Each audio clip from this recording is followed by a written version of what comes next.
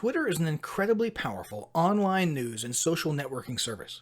It's in a unique league of its own due to several features that set it apart from other social networking platforms like Facebook, LinkedIn, and Google+. Firstly, one of the main functions and uses of Twitter is as a news and events broadcasting channel. In many ways, it's more like a news ticker than a social networking platform, albeit a news ticker where you get to choose what news you want to hear about by choosing who you follow. In fact, it's become a must-have resource for news networks and journalists who want to stay in the know about anything newsworthy happening in their areas. Journalists make up almost 25% of all verified Twitter accounts. Secondly, Twitter is all about short burst broadcasts. All posts consist of tiny bite-sized messages called tweets of 140 characters or less, or some combination of video, images, and text. Users can broadcast and receive these messages via SMS, mobile app, and Twitter website interface. Interaction with these posts can take the form of replies, likes, and retweets, with the latter being the ultimate sign of a successful tweet. For businesses and organizations, Twitter is used not only as a place to network and broadcast news, but also as a way to keep audiences updated about content published elsewhere. For example, some businesses primarily use Twitter as the "hey look" step in their content marketing plan, in which they simply tweet every time they publish a new blog post on their website or a new video to their YouTube channel. Bottom line, Twitter is a powerful, short and sweet social broadcasting platform that can play a very significant and positive role in any business's online marketing strategy. Why advertise on Twitter? Advertising on Twitter could be one of the most impactful decisions you make in your business's online marketing strategy. Why? Because of the sheer numbers, for starters. There are well over 300 million active users on Twitter. Yep, you heard that right. And that's nothing compared to the total created accounts, which is sitting at over 1.3 billion. Yes, billion with a B. Of that gargantuan amount, around half, 550 million, actually ever tweet, and another 500 million visit the site each month to read tweets and news without logging into their accounts. 1/3 of all US social media users are on Twitter, and 80% of active users access the site via mobile. These days, anyone who is anyone is on Twitter, including over 80% of the world's leaders. So that's all well and good from a purely personal perspective. Clearly the numbers are there. But what about business? Why should you market and advertise on Twitter? Well, if it's any indication, 65.8% of US businesses with 100+ employees are marketing on Twitter. 58% of the world's top brands have built and maintained enormous Twitter followings of 100,000 or more. And how active are all these businesses on Twitter? 92% of them tweet more than once per day. Nearly half of them, 42%, tweet up to 5 times per day. And 20% of them go crazy and tweet up to 10 times each day. Yeah, there's a good bet these companies have a very good reason for putting so much marketing energy into Twitter. So the businesses and companies are clearly on board.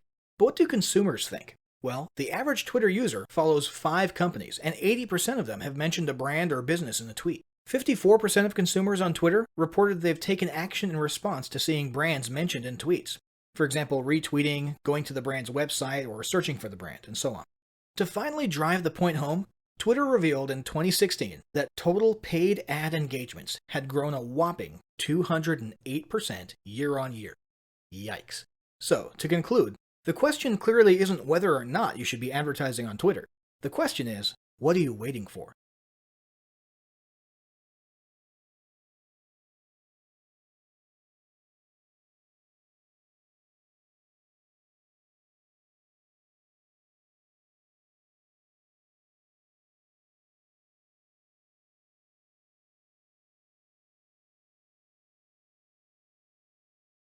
Establishing marketing goals is critical to the success of your Twitter advertising.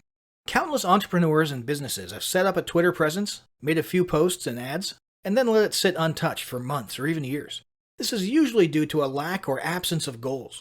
Also, your goals will help you determine everything from your campaign objective to your budgeting and things. So before you even begin establishing any sort of Twitter ad strategy, you need to establish clear advertising goals. Your goals should be specific, measurable, and attainable. They can be long-term, short-term, or a mix of both. Deadlines and milestones can be helpful as well. I want to increase my Twitter following would be an example of a bad goal because it'll likely result in your advertising efforts petering out after a while because there's no specifics or milestones. I want to gain 1,000 Twitter followers by New Year's is an example of a good goal. It's specific, measurable, and definitely attainable. Below are some examples of the various goal categories you might be using. First up, there's traffic to website, meaning sales, leads, and content. Probably one of the most popular goals of Twitter advertising is to follow Twitter traffic back to your own web properties. After all, most businesses don't do business on Twitter per se. You're leveraging Twitter ads to obtain traffic and convert that Twitter traffic into brand followers, leads, prospects, and customers. So maybe your goal is to get people to a landing page with a free offer where they can subscribe to your list and become a lead. Maybe they're being sent to a sales page or an e-commerce store. Maybe you just want to do some content marketing and send them to your blog so you can cookie them with a pixel and create a warm retargeting audience that you can advertise to later on. Maybe you're a brick and mortar local business and you want to increase actual foot traffic into your store, restaurant, or office by offering a coupon or announcing a sale or a new menu item. Whatever the case, the end goal for a lot of businesses will likely be bringing Twitter traffic away from Twitter and over to their own web properties or physical locations. Next, there's the gain more followers goal, or as we like to call it, Twitter as autoresponder. In this goal, your aim is to build a large number of Twitter followers.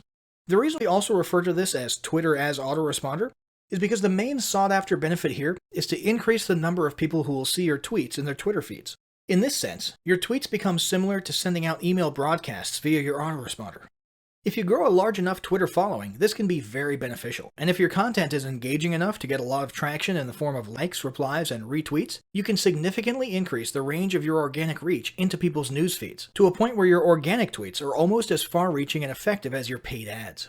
Next, let's talk about PR and company news. Sponsored tweets can be a great way to enhance your brand's public image and share a little about your company culture. People enjoy seeing the other side of a business. What happens on the inside? Did you recently promote or hire a new executive and want to publicly welcome him or her to the team? Did somebody in the office make a funny video about Donut Day? Did you guys recently sponsor a charity event or volunteer at a local food pantry? Do you want to share a funny blooper reel from a recent sales video? Even tweeting inspirational images and videos about popular or noble causes and movements that have nothing to do with your company can help to associate your identity with feelings of goodwill. Of course, be careful not to alienate your audience if you choose to associate your company with certain types of movements or political issues.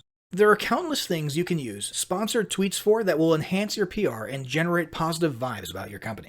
Next, let's talk about brand awareness.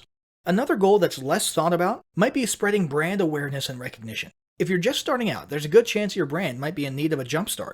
If nobody's ever heard of you, a great way to increase recognition is to simply create and share unique, helpful, or entertaining content, and get your name, logo, and overall brand identity in front of as many people as possible, as many times as possible. If this is your goal, you want to avoid being salesy in the beginning. Ensure you're focused almost entirely on Twitter ads consisting of helpful, relevant, or entertaining content that simply gets your name, brand, logo, or image in front of people. Finally, there's market research. A hugely beneficial goal of Twitter advertising is market research. If you're just starting your business or going down a new path, Twitter ads and sponsored tweets can be an excellent way to learn more about your audience and your market. This can be done in a structured way with things like surveys and questionnaires, or in a less structured way by simply engaging with your audience, asking questions, and so on. Ultimately, your goal should be to come up with 1 or 2 ideal customer avatars that you can then base your marketing and product development on. So this was a pretty good summary of potential Twitter advertising goals, but yours might be slightly different.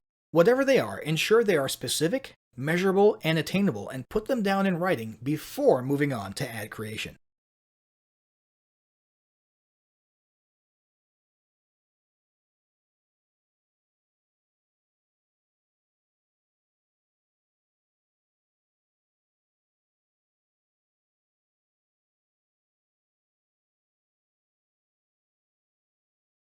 So, hopefully by now you've established your Twitter advertising goals. Now it's time to create a campaign, and the first step is deciding on a campaign type. There are 6 types of Twitter ad campaigns, also referred to as objectives. These include website traffic ads, Twitter following ads, tweet engagement ads, video view ads, brand awareness ads, and app installs.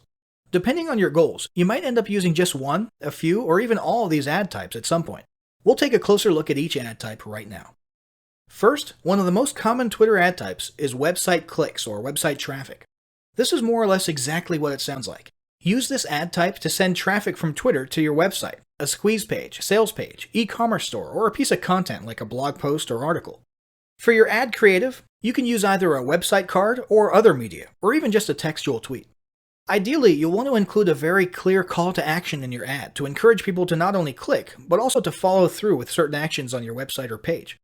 With website clicks, you're setting your bidding and budget in accordance with how many clicks you get to your website. Any other benefits you gain from from this ad, such as followers, retweets, likes, and so on, are completely free. Website click ads work great when combined with conversion tracking. Simply place your Twitter website tag, which is the name Twitter uses for their tracking pixels, on the appropriate page for the type of action you're tracking. For example, if you're collecting leads, place your code on the thank you page. The number of people tracked as arriving on that page tells you how many people filled out your lead form. We'll discuss more about conversion tracking and analysis later. For now, just know it's a good idea to have a website tag on as many of your pages as possible so you can make use of that information later on. Next, there's tweet engagement ads. Tweet engagement campaigns are an excellent way to boost your reach and the number of people interacting with and sharing your content.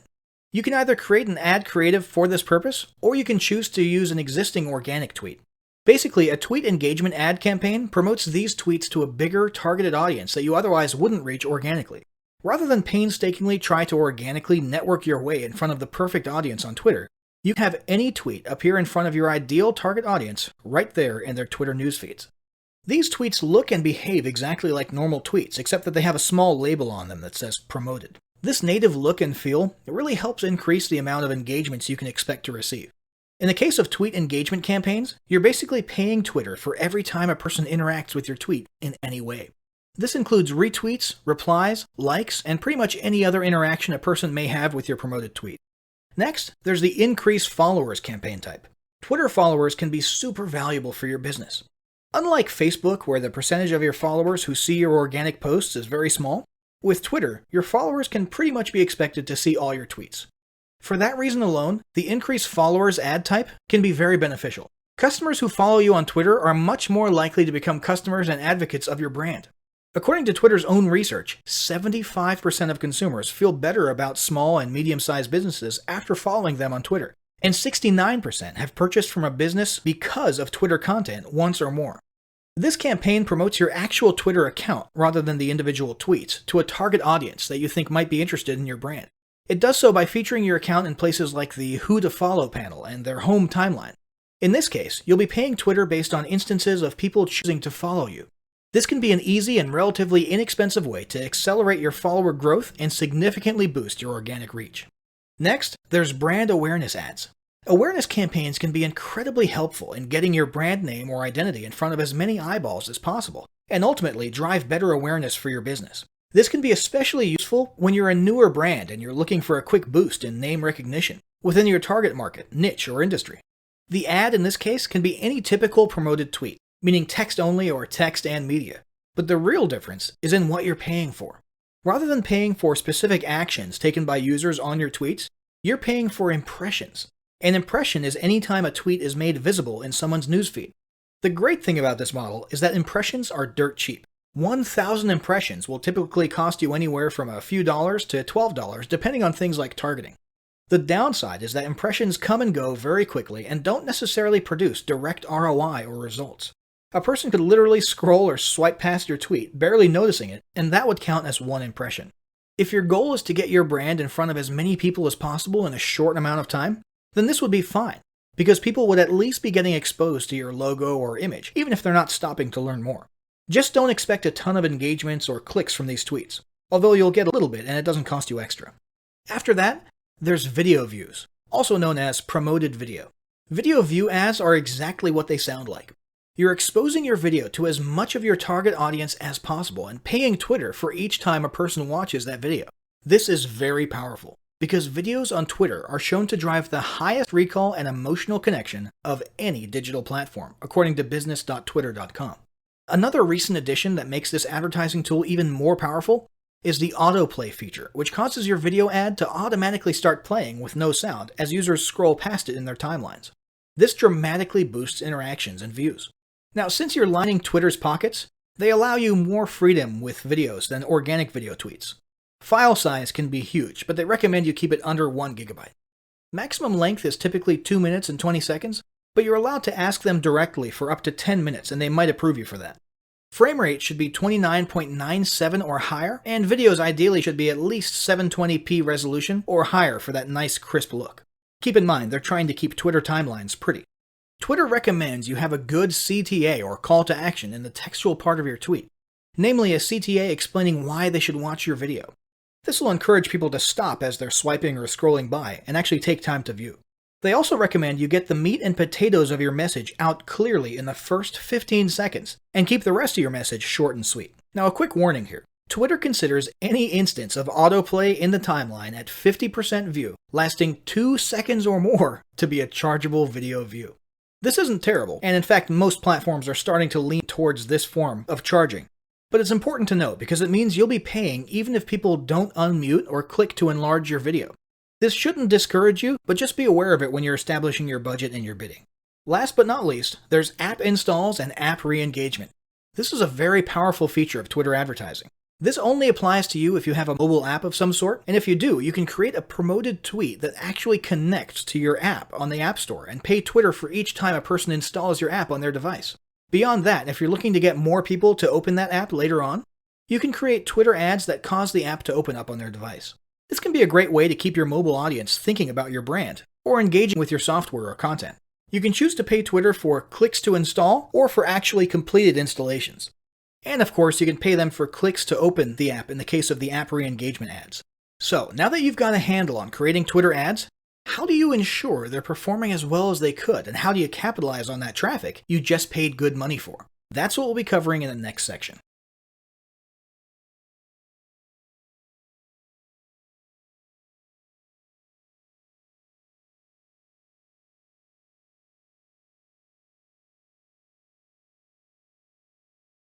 One reason a lot of independent advertisers give up on Twitter ads is because their first experience is underwhelming. Somewhere inside, maybe unconsciously, they were expecting their first campaign to make them millionaires overnight. And when that doesn't happen, they give up. This is a huge mistake. Twitter ads can work wonders for your business. The trick is to analyze, optimize, and retarget. First, let's talk about analysis and stats. Twitter has an awesome analytics dashboard and plenty of useful data to help you track and analyze the performance of your ad campaigns. From your Twitter advertising dashboard, you can see things like impressions, engagements, views, clicks, conversion rates, and maybe most importantly, costs. When you compare all this data against your ad creative, the bidding strategy, and audience targeting, you should have a pretty good idea of your ad's performance. Once you've taken a good look at your performance, it's time to optimize. The idea behind optimizing your Twitter ad campaign is to basically tweak various aspects of it, test the results of those tweaks against a baseline, for example the original campaign, and watch what happens. If the tweak produced an improvement, keep it. That tweaked version now becomes the new norm, and it's time to choose another aspect or element to tweak. For example, let's say you've got an ad campaign for firefighter-themed t-shirt sales, designed to direct traffic to your e-commerce store. You've got an image in your tweet of a firefighter silhouetted in front of some scary flames and textual CTA saying, "Free firefighter t-shirts." The ad is performing worse than you had hoped. For your first attempt at optimization, you might change the call to action and make it a little more wordy. For example, grab your free firefighter t-shirt and celebrate our nation's first responders. After implementing that tweak, you notice that your click-through rates increase, and your cost per click goes down a little. That just became your new baseline. Next, you remove the dark silhouette image and replace it with a bright, flat tabletop background with one of your firefighter t-shirts spread out on it. Big surprise, your performance improves. The big thing to keep in mind for this process is that you only want to make one change at a time. This can be done all within the same ad, but it would be best to simply discontinue the baseline one and then make tweaks to successive cloned versions so you retain each version and can look back and analyze the differences.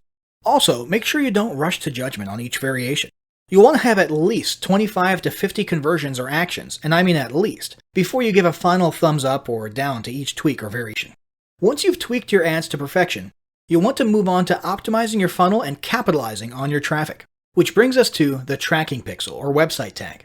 So the first step to tracking and capitalizing on your traffic is to install your website tag code, which is the thing everyone else in the world calls a tracking pixel.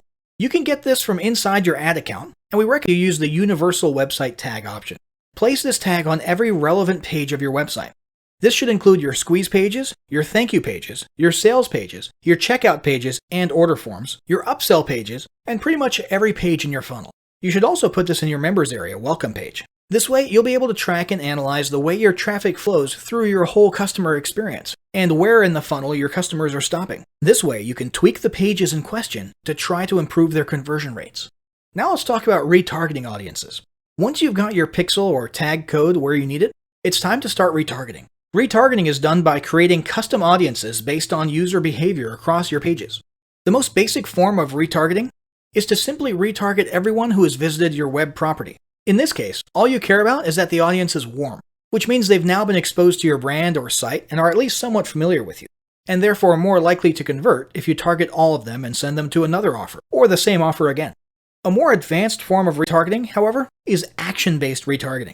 In this case, you create a custom audience based on pages someone visited or didn't visit, and then you custom tailor an ad message to them. One example might be for people who did land on your squeeze page, but did not land on your thank you page. You know these are people who didn't grab your free gift or opt in, so you can retarget them, reminding them to grab that free offer and why they'll like it. Another example might be upsell reminders. In this case, you'd create a custom audience of people who landed on your upsell page, meaning they bought the initial front-end product, but did not land on the next page after the upsell, whether that be a thanks page or another upsell page. This means you can follow them around Twitter with a tailored message inviting them to upgrade or offering a coupon. This same method can be applied to the e-commerce realm simply by placing your code on your order page and also on the post-purchase or success page, and targeting those who hit the former but not the latter. This is commonly referred to as shopping cart abandoner recovery. So there you have it, a clear strategy for leveraging paid ads on Twitter. But none of it will count for anything if you don't apply what you've learned. Make sure either you or your team start implementing what you've learned right away using the battle plan below. Step 1. Establish your big picture Twitter advertising goals and ensure they're specific, measurable, and attainable. Step 2. Choose an appropriate ad type or objective. Step 3. Make your targeting and budget decisions for your first ad in accordance with the goals you established at the beginning. Step 4. Design an ad creative that's eye-catching and engaging. Step 5. Analyze your performance after getting at least around 25 to 50 conversions. Step 6. Start tweaking and optimizing your campaign to boost performance.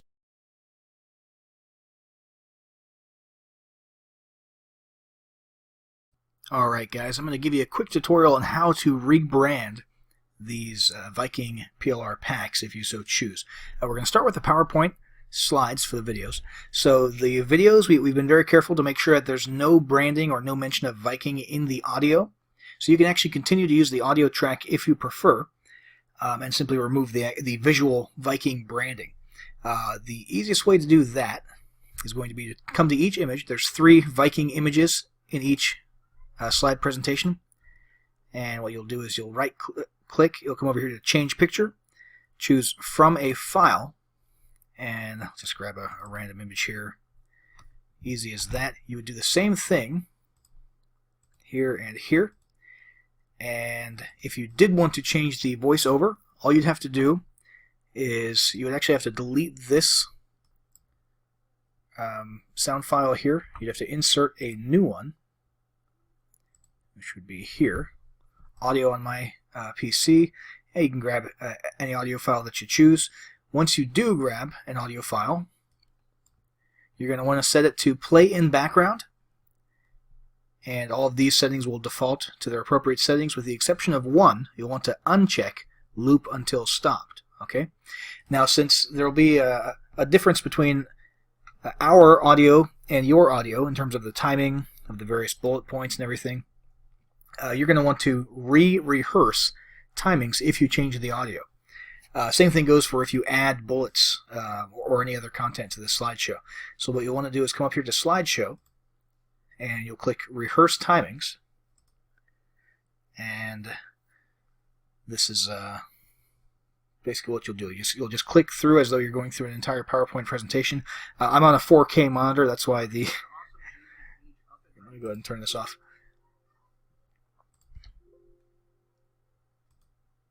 Yeah, sorry. So I was on a 4K monitor, so that's why it looked all zoomed in there.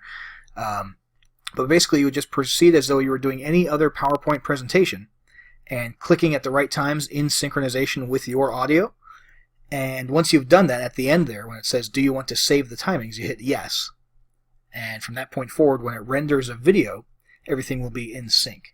Okay, so we've covered how to change the images, remove all the Viking branding, how to change the audio. The last thing left to do in order to make these into a video would be to come over to File, and you're just going to come to Export, Create Video.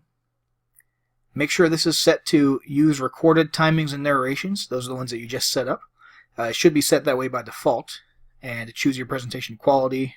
There's no reason not to do full HD these days. And create video, and that'll render over the course of a few minutes, an MP4 video file of this presentation. And let's see if I missed anything here.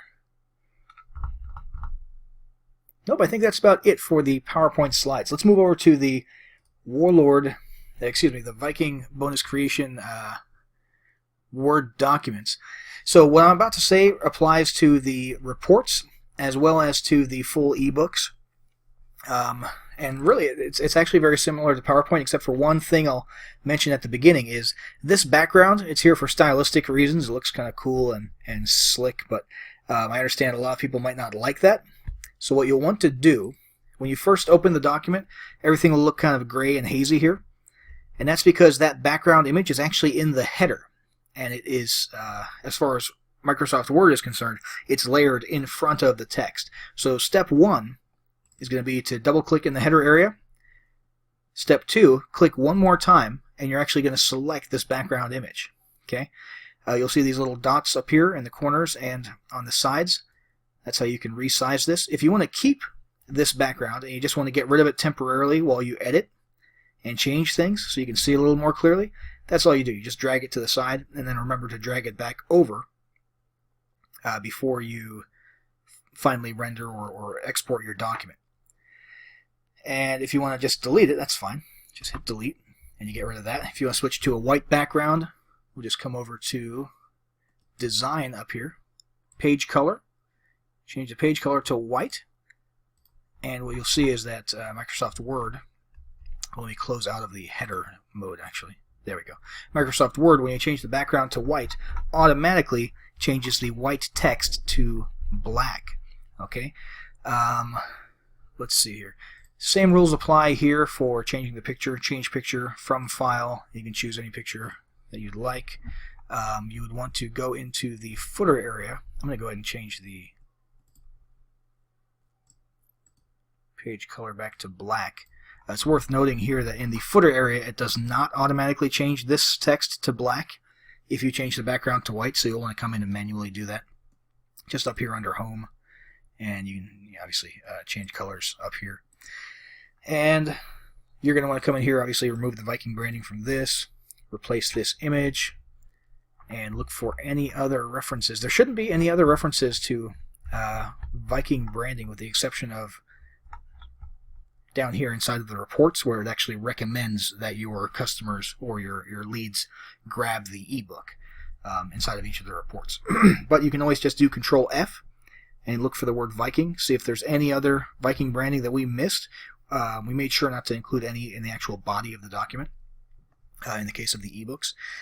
And that is about it for the Word documents, guys. I just want to reiterate, when you distribute this to your audience, it needs to be in PDF format. So you're going to come up here to File, and you're going to save as Adobe PDF. Simple as that. Same thing goes for the PowerPoints. You can only distribute the video files once you export it as an MP4. You cannot distribute the actual presentation slides themselves. Again, unless you upgraded and got the master transferable PLR rights, in which case you can sell PLR rights to these. But if you just got the standard package of our Viking PLR bundles, and you're just distributing these to end users under your own PLR rights, make sure that when you distribute, you're only dealing with PDFs and video files, not with any Word documents or PowerPoint slides. That's about it for the tutorial. Guys, if there's any information here that I didn't cover or that you don't understand about rebranding, feel free to send us a support ticket, and if necessary, we'll go ahead and update this tutorial and re-upload it to the members area. All right, thanks, guys.